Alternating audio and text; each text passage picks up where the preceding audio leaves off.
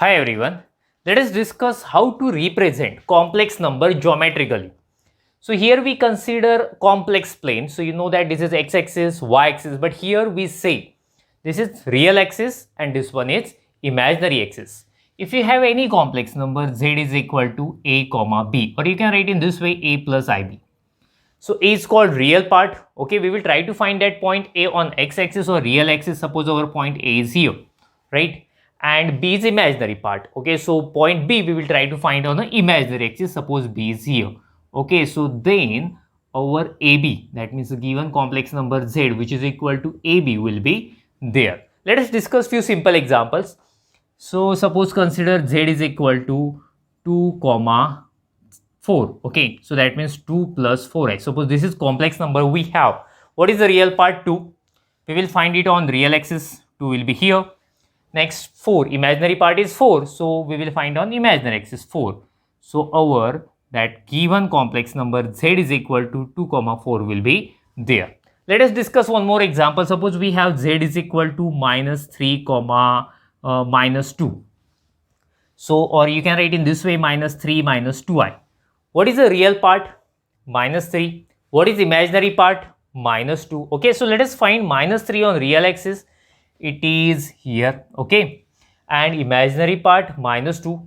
So it will be here on imaginary axis obviously. So our point z is equal to minus 3 comma minus 2 will be there. Okay, so that means if you have any complex number, definitely we can show it on a complex plane. Okay, make a screenshot of it, then we will go further. Let us discuss complex conjugate now. Okay, so if z is equal to xy, or you say x plus iy, be any complex number, then its complex conjugate is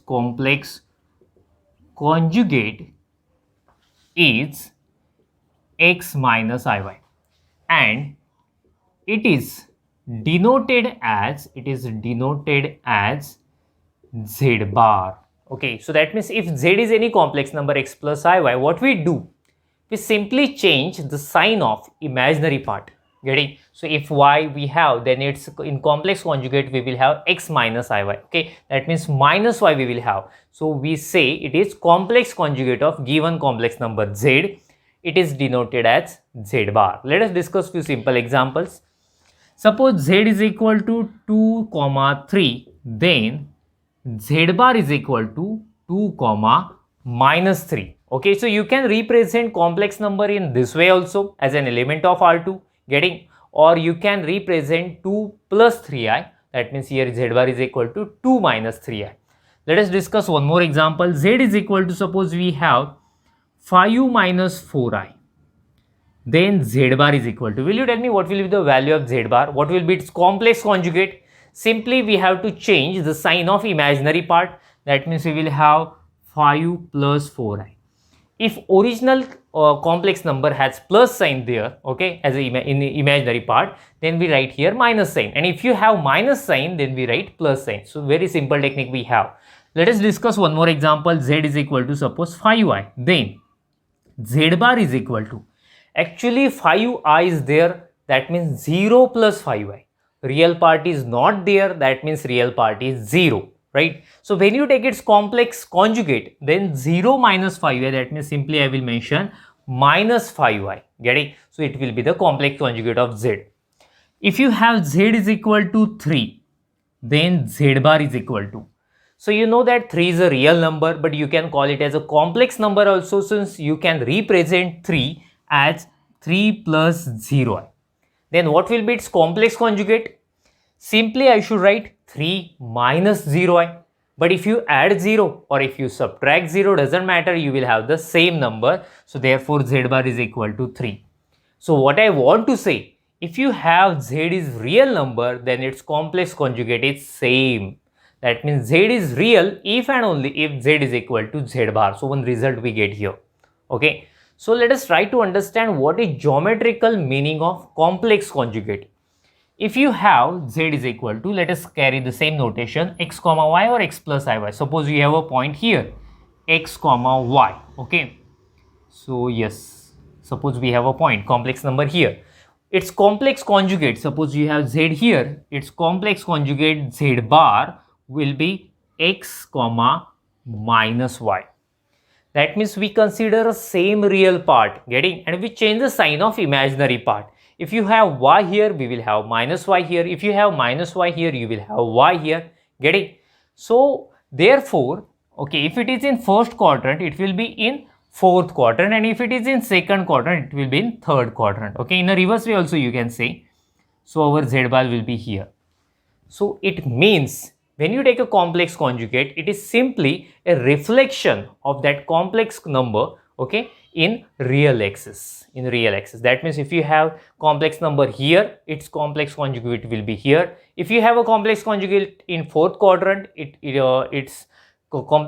you have a complex number in fourth quadrant, its conjugate will be in first quadrant. If you have complex number in second quadrant, its complex conjugate will be in fourth quadrant, and if you have a complex number in fourth quadrant, its complex conjugate will be in second quadrant. So this is the geometrical meaning of complex conjugate. Make a screenshot of it, then we will go further. See, now I am considering a complex number z is equal to x plus iy. Okay, so let us consider z is equal to x plus iy. X is the real part, y is imaginary part of z. Then z bar, let us find z bar. It will be obviously x minus iy, since you know that we simply change the sign of imaginary part only. So now let us add z and z bar. Tell me what will you get? Z plus z bar. If you add these two numbers, iy and minus iy will get cancelled to each other, and we will have it is 2x. And if you subtract now z minus z bar, if you subtract, what will happen? X and minus x will get cancelled to each other. And if you subtract iy, okay, if you subtract minus iy from iy, so minus minus plus, and we will have 2iy. Okay, so therefore, let me shift this 2 on this side. So we'll have z plus z bar by 2. And let me shift 2i on this side. So y is equal to z minus z bar by 2i. But x means what? X is the real part of z, so we can write same thing in this way. Real part of z is equal to z plus z bar by 2, and y means what? Imaginary part of z, which is equal to z minus z bar by 2i. So very important things we have got. Real part of z is equal to this one, and imaginary part of z is equal to this one. Make a screenshot of it. Now let us discuss modulus of z. Okay. So modulus of z is denoted as mod z. Okay. So when you have any complex number z, z is equal to x plus iy. Modulus of z is nothing but distance of that complex number from the origin. Getting? So yes, distance of that point z from origin 0, 0. So that is nothing but mod z. So its formula is square root of x square plus y square. Okay. So you know that when we have a complex number z, okay, x plus iy, so its real part is x. That means we will have x here, and its imaginary part is y. That means we will have y here. Okay. So if we get a rectangle here, so if you have this side of length y, then obviously this side is also of length y. So that means we have y here. Did you notice we get a right angle triangle there having sides x and y? So you can apply Pythagoras theorem also. Pythagoras theorem says x square plus y square is equal to mod z square. So if you take square root of both sides, you will have mod z is equal to square root of x square plus y square. So this is definition of modulus of z. It simply gives distance of any complex number z from origin. Make a screenshot of it, then we will go further. So now let us see how to find distance between any two complex numbers. Okay, so let us consider z1. Okay, so z1 be any complex number which is x1 comma y1, right, and z2 be any other complex number x2 comma y2. So we have to find distance between z1 and z2. Then distance between z1 and z2, that means we have to find length of this line, okay, line segment. So this is equal to, its formula is mod z1 minus z2, which is equal to mod, what is our z1? Let me write it here, x1 plus iy1, getting, minus x2 plus iy2. So you know well how to subtract one complex number from second complex number. We will do the subtraction of real part. After that, we will do the subtraction of imaginary part. That means we will have mod x1 minus x2 plus I y1 minus y2. So you know that what is meaning of mod? Mod is nothing but square root of first plus square of second. That means square root of, or in another way you can say square of real part plus square of imaginary part. Okay. So in this way we find distance between any two complex numbers. Okay. Make a screenshot of it, then we will stop. Thank you. Bye bye.